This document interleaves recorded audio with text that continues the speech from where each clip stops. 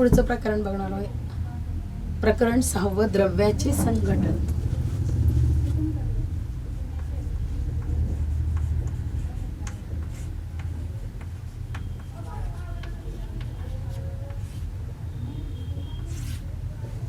द्रव्याचं संघटन बघायला आपल्याला.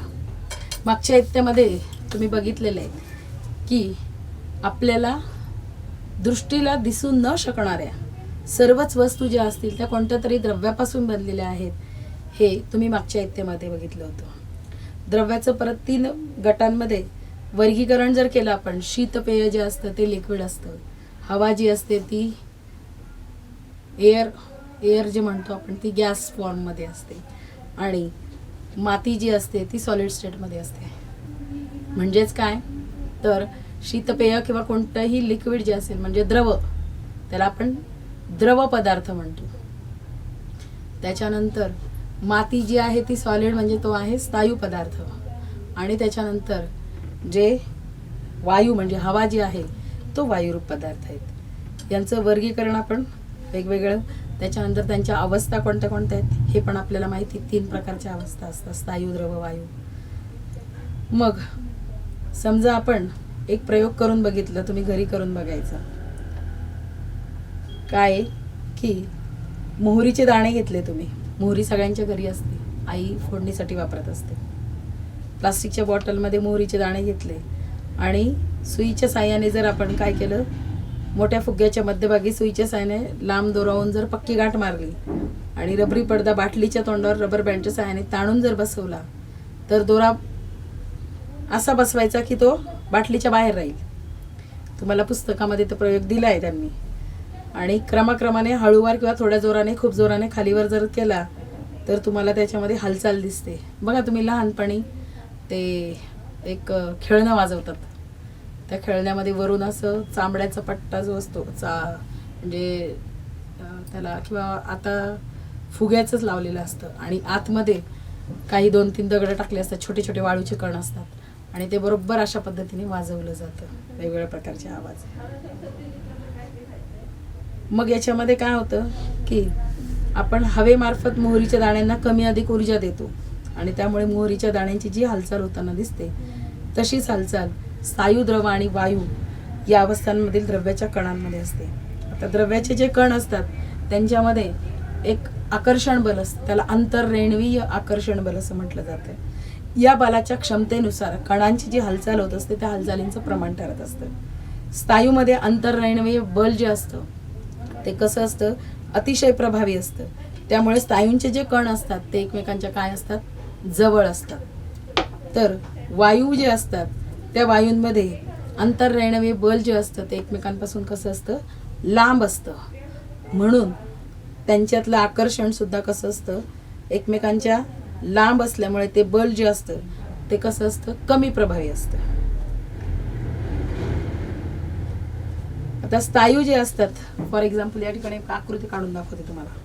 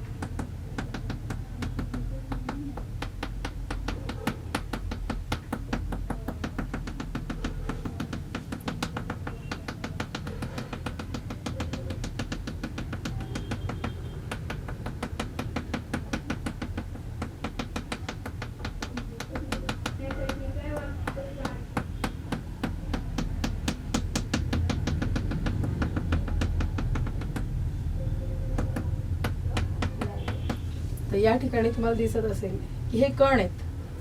या कणांमधलं जे अंतर आहे हे स्थायूरूप कण आहेत. या ठिकाणी ही जी आकृती आहे ती म्हणजे स्थायू. द्रव जे असतं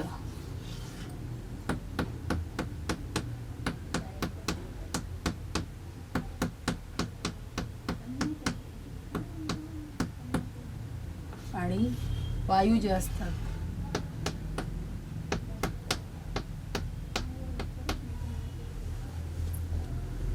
याच्यामध्ये हे स्थायू, हे द्रव आणि हे वायू अशा 3 अवस्थांमधले हे द्रव असतात, द्रव्य असतात. स्थायूंमध्ये अंतर्रेणवीय बल जे असतं ते कसं असतं, अतिशय प्रभावी असतं. त्यामुळे स्थायूंचे कण हे एकमेकांच्या कसे आहेत, अगदी जवळ असतात आणि ते आपल्या ठराविक जागी स्पंद पावत राहतात. त्यामुळे त्यांना ठराविक आकार आणि आकारमान असतं.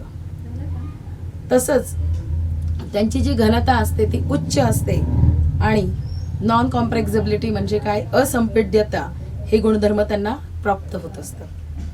द्रव अवस्था जी असते त्याच्यामध्ये अंतर्रेणवी बलाची जी क्षमता असते, ही क्षमता जी असते ती मध्यम असते. ते कणांना ठराविक अंतरावर किंवा ठराविक जागी अडकून ठेवण्या इतके प्रभावी नसतं. तरी पण एकत्रित गठन करण्यासाठी पुरेसं, म्हणजे जवळजवळ आणून ठेवतात परंतु एकत्रित गठन करू शकतात फक्त. परंतु अंतर्रेणवी बल जे असतात ते एकमेकांना अडकवून ठेवण्या इतकं ते प्रभावी नसतं. त्यामुळे द्रवांचा आकार म्हणजे असतं ते ठराविक राहतं, पण त्यांना काय होत असते, प्रवाहिता प्राप्त होते. म्हणजे मार्ग मिळाला की ते लगेच काय होतात, प्रवाहित होत असतात. द्रवांचा आकार ठराविक न राहता आपल्याला धारकतेप्रमाणे तो प्राप्त होत असतो. म्हणून दूध जे असतं बॉटलमध्ये भरलं तर बॉटल सारखं दिसतं, दूध जर आपण पातेल्यात भरलं तर ते पातेल्याचा आकार त्याला प्राप्त असतो. परंतु वायू जे असतात त्या वायूंमध्ये अंतर्रेणवे बल अतिशय क्षीण असतं. त्यामुळे वायूंचे घटक जे असतात ते मुक्तपणे काय करत असतात, हालचाल करू शकतात आणि उपलब्ध असलेली सर्व जागा ते व्यापून टाकतात. म्हणून वायूंना ठराविक आकार किंवा ठराविक आकारमान हे नसतात. लक्षात. मग याच्यावरून आधारित द्रव्याची भौतिक अवस्था जर स्थायू असेल तर त्यांच्यामध्ये स्थायूंमध्ये स्थितिस्थापकता म्हणजे एका जागी स्थिर राहू शकतात. आता हे सगळे खडू आहेत बरोबर, या खडू एका जागी स्थिर राहू शकतात. त्याचा आपण गोळा बनवू शकतो छानपैकी, कारण त्याला ठराविक आकार आणि आकारमान आपण देऊ शकतो. कारण त्याच्यातलं अंतर्रेणवे बल जे असतं ते कसं असतं, अतिशय प्रभावी असतं आणि आकारमान ठराविक असतं, आकार ठराविक असतं. संपीड्यता जी असते ती नगण्य असते, म्हणजे प्रेस करून ठेवण्याची, दाबून ठेवण्याची जी क्षमता. त्याच्यानंतर कॉम्प्रेक्झिबिलिटी असं म्हटलं जातं त्याला. त्याच्यानंतर कणांमधील अंतर कसं असतं, खूपच अतिशय कमीत कमी अंतर असतं. द्रव जे असतात ते द्रव प्रवाही असतात, आकारमान ठराविक असतात, आकार अनिश्चित असतो आणि संपीड्यता कशी असते, खूपच कमी असते. पाणी दाबून ठेवू शकतो का आपण, नाही.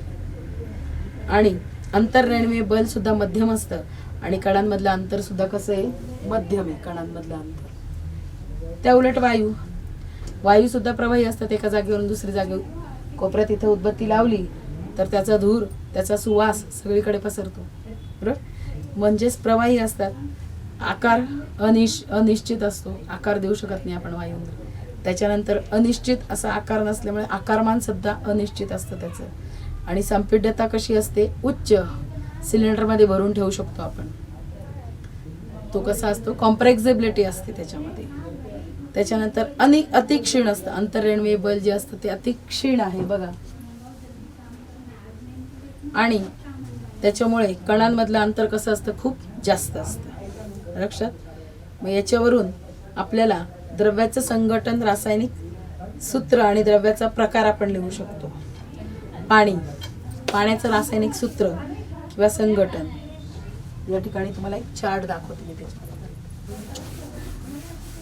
एक तक्ता बघूया.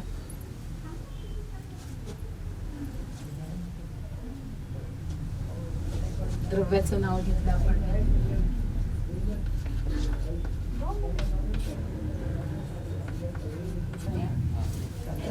पहिलं द्रव्य आहे ते म्हणजे पाणी.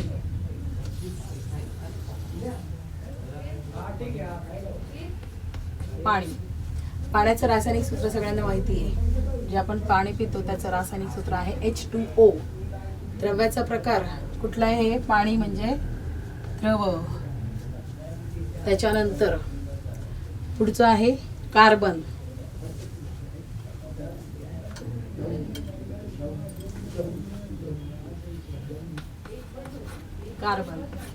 कार्बनचं रासायनिक सूत्र किंवा संघटन C.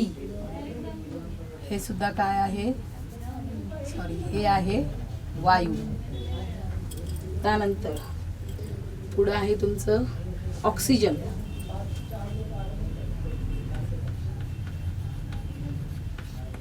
जो आपण श्वासावाटे आपल्या शरीरात घेत असतो. ऑक्सिजन रासायनिक सूत्र आहे O2. हा सुद्धा आहे तुमचा वायू. त्यानंतर पुढचं आहे हवा.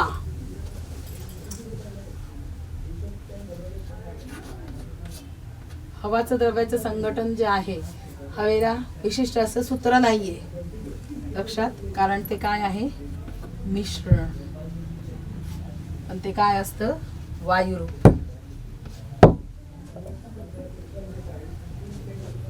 त्यानंतर ॲल्युमिनियम.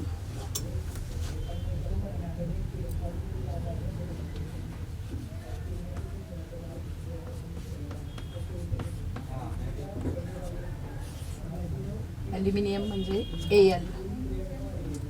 ॲल्युमिनियम जे आहे ते सुद्धा काय आहे पत्रा असतो ॲल्युमिनियमचा, तो असता तुमचा स्थायूरूप. त्यानंतर आहे पितळ.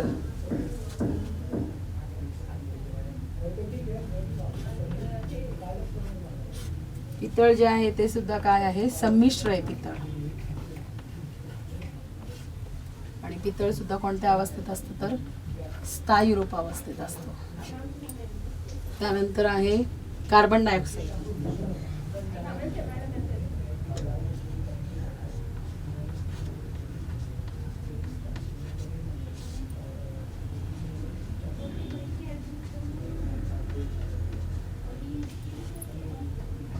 कार्बन डायऑक्साईडचं रासायनिक सूत्र आहे CO2. हे आहे तुमचं वायुरूप.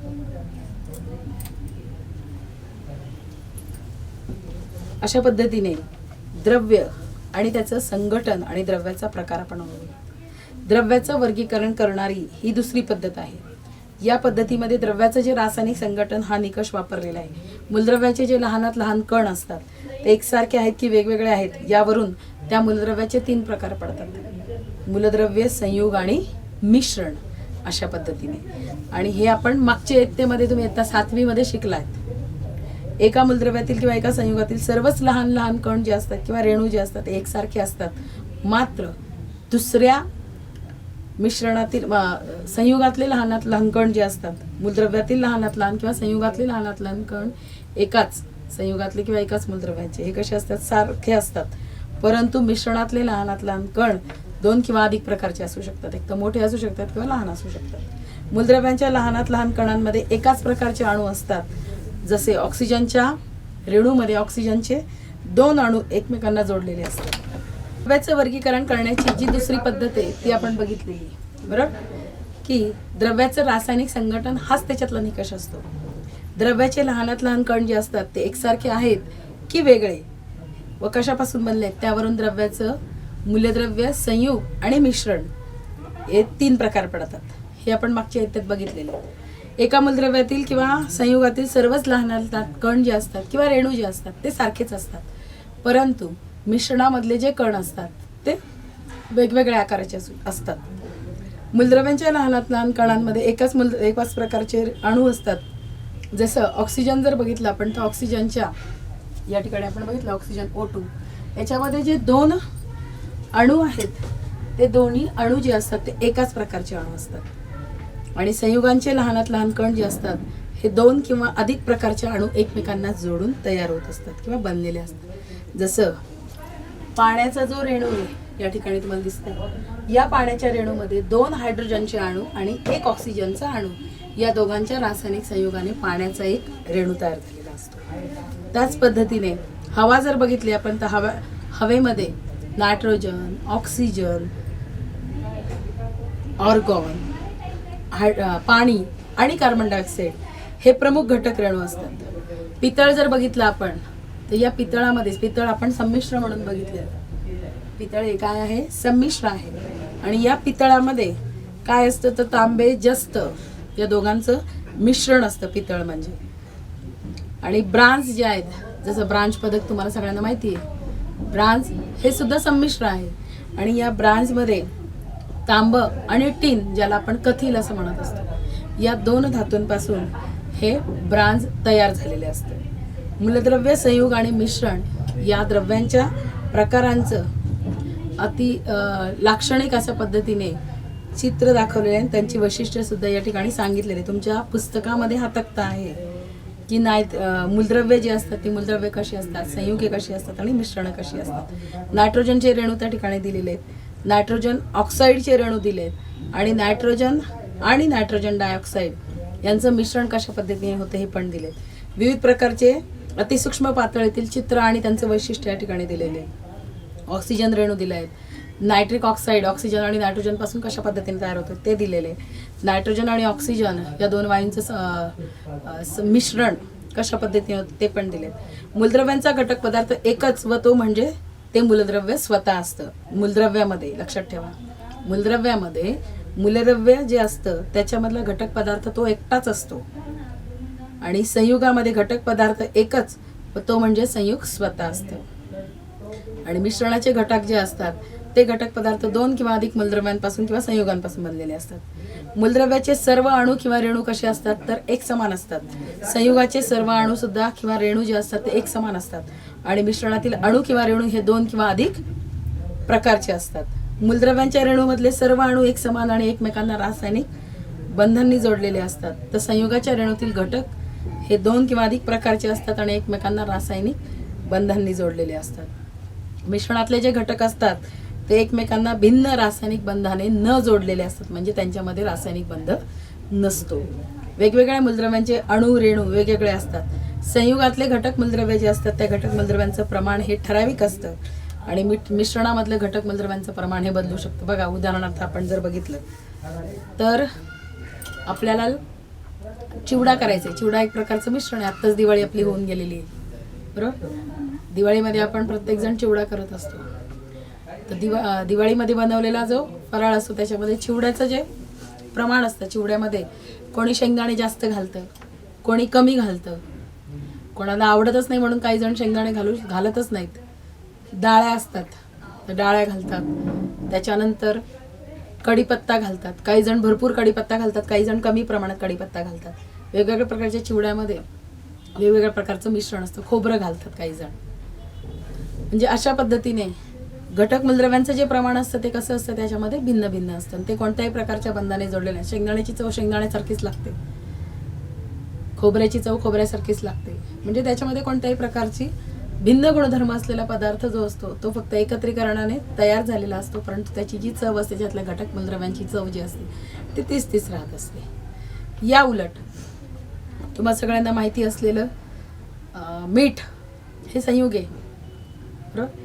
मिठामध्ये असलेलं मीठ जे आहे हे एक प्रकारचं संयुग जे आहे. मीठ असेल, पाणी असेल, अमोनिया असेल, हे संयुग आहेत. हे आपण 7वीच्या इयत्तेत शिकलायत तुम्ही सगळेजण की संयुगामधले जे घटक पदार्थ असतात त्या घटक पदार्थांचे मूळ गुणधर्म असतात ते बदलतात. फॉर एक्झाम्पल सोडियम आणि क्लोराईड मिळून तयार झालेलं आपलं मीठ, सोडियम क्लोराईड म्हणतो आपण त्याला. त्याच्यामध्ये सोडियम जो आहे तो सोडियम हा जर बघितलं तुम्ही तर सोडियम हा स्फोटक पदार्थ म्हणून आहे. हवेशी संपर्क झाला की तो जळतो. क्लोरीन जो आहे त्याची पाण्याशी अभिक्रिया झाली, क्लोरीन जो वायू आहे तो विषारी वायू म्हणून ओळखला जातो.